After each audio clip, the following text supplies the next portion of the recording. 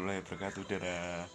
Bertemu lagi dengan saya Muhammad Lutfi Irfansa dari kelas MBS 4B, perwakilan dari kelompok 4. Nah, di sini saya akan membahas mengenai profil UMKM yang kami teliti. Mengenai profilnya, UMKM ini bernama UMKM 3D, yang mana diambil dari nama pemilik UMKM. Kemudian UMKM tersebut berada di Desa Rejotangan, Desa Sumber-Agung, Kecamatan Rejotangan, Kabupaten Tulungagung. Jika kalian ingin sesuatu atau produk dari sana, bisa langsung ke rumah 3D ya, yaitu terletak di Desa Sumber-Agung, Kecamatan Rejotangan. Kemudian mengenai produknya itu berupa produk minuman dan produk makanan ringan. Mengenai produk minuman itu Ibu Tri atau si pemilik menyediakan produk minuman berupa sari kedelai dan juga minuman yang berbahan dasar dari jagung atau cornmeal. Terus kemudian mengenai sari kedelai itu ada berbagai varian rasa, yaitu yang pertama ada rasa original, coklat, terus yang kedua strawberry, melon, jahe, dan lain-lainnya.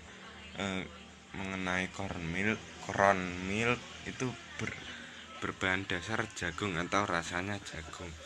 Terus kemudian mengenai produk makanan ringan, yang pertama ada stik bawang, yang kedua ada keripik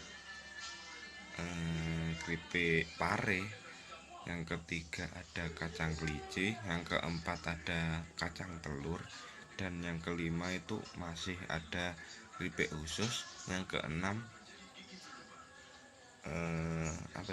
onde-onde senyum, dan masih ada banyak yang lainnya. Kemudian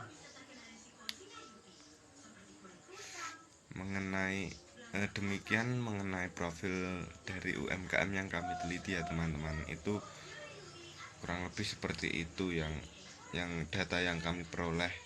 Nah, sekarang waktunya materi yang selanjutnya, yaitu tentang sejarah berdirinya UMKM Mas3D. UMKM Mas3D berdiri pada tahun 2015. Kemudian pemilik sempat berhenti di tahun 2017 dikarenakan anak pertamanya sakit dan kemudian meninggal. Kemudian pada awal 2018 beliau mulai bangkit lagi atau memproduksi lagi. Dan pada tahun itu juga beliau mendapatkan surat izin usaha mikro kecil. Oke, materi selanjutnya adalah struktur organisasi dan tata kelola. Nah, jadi di UMKM ini belum memiliki struktur organisasi dikarenakan tidak ada karyawan atau tidak memiliki karyawan. Dan tata kelola di UMKM ini semua dihandle oleh pemiliknya sendiri. Terima kasih. Assalamualaikum warahmatullahi wabarakatuh. Nama saya Nurina Misanina Zahwa. Di sini saya akan memaparkan sedikit dari hasil magang kelompok kami kemarin. Nah, di sini saya akan memaparkan secara singkat produk-produk yang ada di UMKM tempat kami magang. Nah, produk-produknya apa saja? Nah, ada produk minuman dan juga ada produk makanan. Produk minuman di sini memproduksi sari kedelai dan juga kornik. Sedangkan untuk produk makanannya sangat bervariasi, mulai dari keripik pare, keripik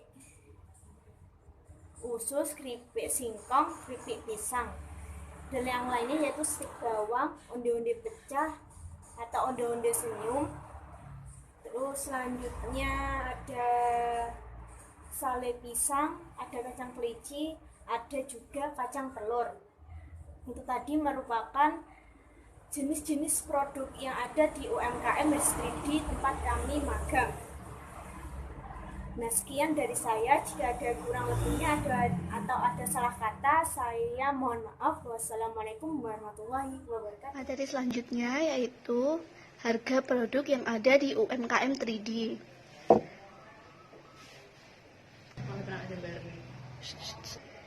Di UMKM 3D memiliki beberapa produk yang sudah disebutkan di materi sebelumnya.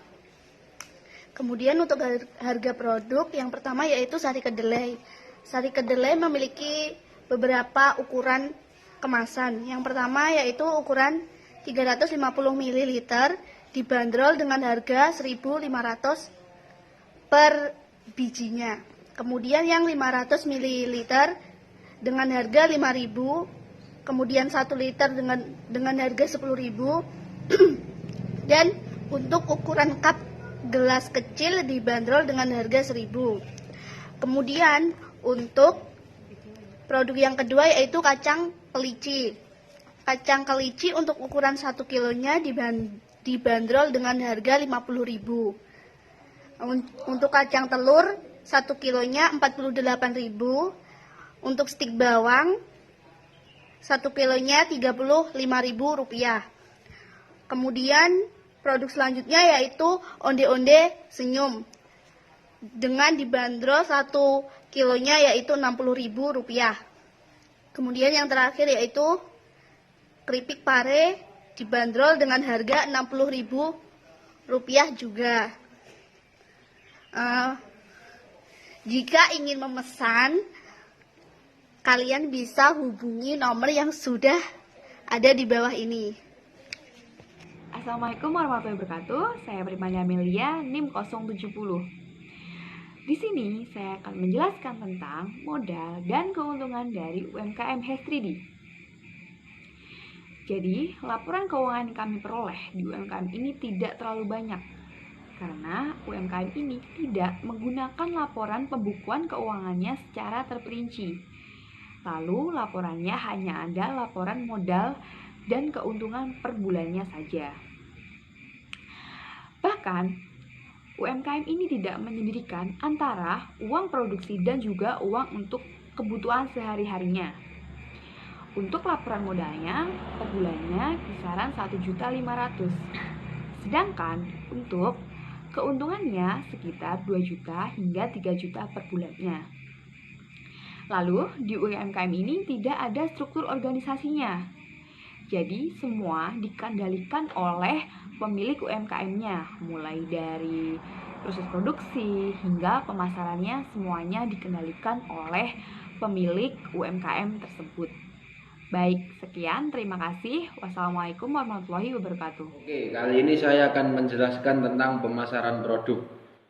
Pemasaran adalah salah satu kegiatan pokok yang perlu dilakukan oleh perusahaan, barang ataupun jasa dalam upaya untuk mempertahankan kelangsungan hidup usahanya. Hal tersebut disebabkan karena pemasaran merupakan salah satu kegiatan perusahaan di mana secara langsung berhubungan dengan konsumen.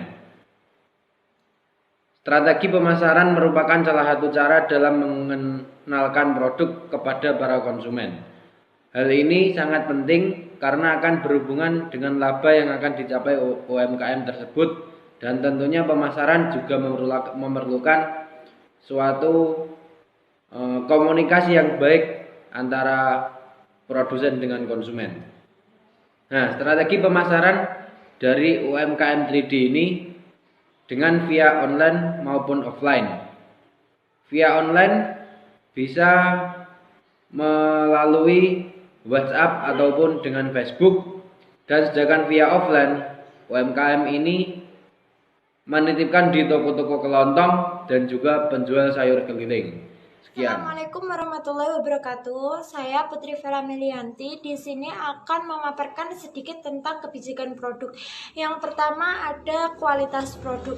Kualitas produk itu sangat penting untuk menarik daya beli konsumen, karena saat pertama kali konsumen membeli produk kita, kalau tahu kualitas produk kita itu bagus, misalkan kita menjual makanan, lalu produk makanan kita itu tidak mengandung bahan pengawet, tidak mengandung bahan-bahan yang berbahaya, lalu cara kita sebagai owner itu melayani konsumen kita dengan baik, dengan ramah, pastinya dia akan kembali lagi untuk membeli produk kita. Seperti itu. Yang kedua yaitu ada desain dari produk. Nah, Dulunya UMKM H3D ini pada saat pertama kali menjual sari kedelai itu dia menggunakan packaging botol aqua bekas. Tapi seiring berjalannya waktu sekarang ini, alhamdulillah UMKM H3D ini telah mengganti dengan membeli botol yang buatan pabrik. Jadi bukan botol bekas lagi, tetapi dengan harga jual yang lebih mahal daripada dulu saat menggunakan botol aqua bekas. Tetapi ternyata walaupun harga jualnya lebih mahal daripada menggunakan botol aqua bekas, ternyata itu membuat daya beli konsumen itu semakin banyak, malah lebih banyak daripada dulu masih menggunakan botol aqua bekas. Kenapa? Karena pasti mindset orang itu berubah. Pasti nanti kalau misalnya menggunakan botol aqua bekas itu pasti ini enggak higienis, pasti ini kebersihannya kurang. Tapi kalau kita menggunakan botol yang baru itu pasti ini pasti higienis, ini pasti bersih dan sebagainya. Nah, untuk yang terakhir yaitu ada prinsip membuat produk.